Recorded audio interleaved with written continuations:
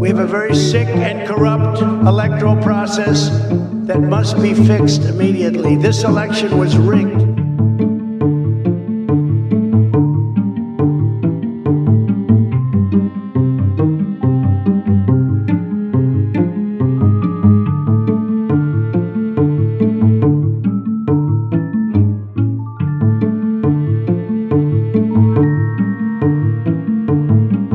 If you care about vote fraud, gentlemen, we're fighting it. We could use your help. Thanks. Thank you.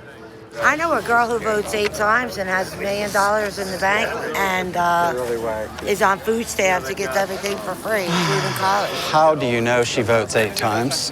Because we know her. She does. Would you call me later after the election? They're hiding something, and we're on to them. And that's the only question. It's not how many, it's, you know, we know they're doing it. The question is, how big a deal is it? Are they really trying to steal an entire nation? Are they really trying to rig elections in so many states that they can determine the outcome of the presidency? And a lot of people are going through life with blinders on, or like I used to tell people, it's called the toilet paper tube syndrome.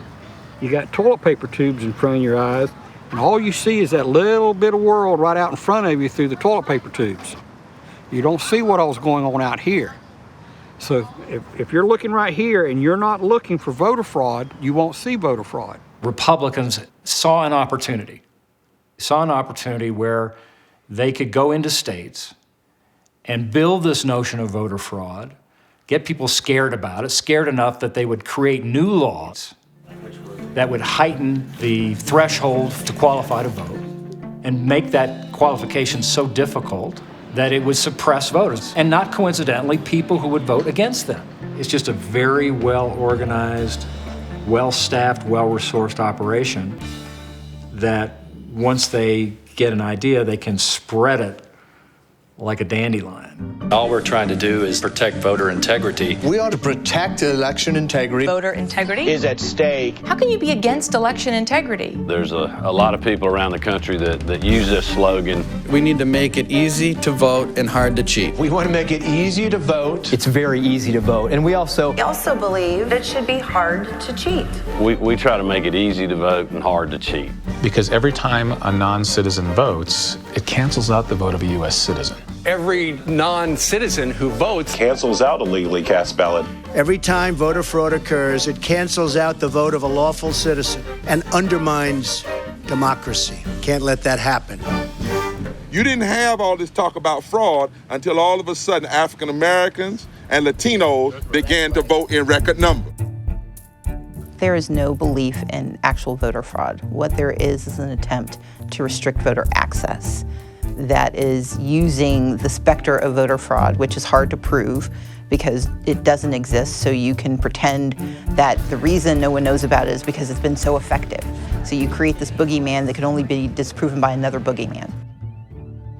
In New Hampshire, I've seen it. I've seen busloads of people. This is where we keep coming back to. Based on what I've seen with my own eyes, busloads of people coming in, whether they're illegal, meaning they came into the country illegally, or they're illegal voters. You saw that. Well, I know Josh has seen it, yeah, and I've seen it too. Josh, did you see busloads and busloads of people coming in from somewhere else? I wouldn't characterize it as busloads and busloads. Billy, are you sticking with that you've seen busloads or no? I have seen busloads. I guess I can't cite the busloads that I've seen and where I've seen them, but on television I've seen it.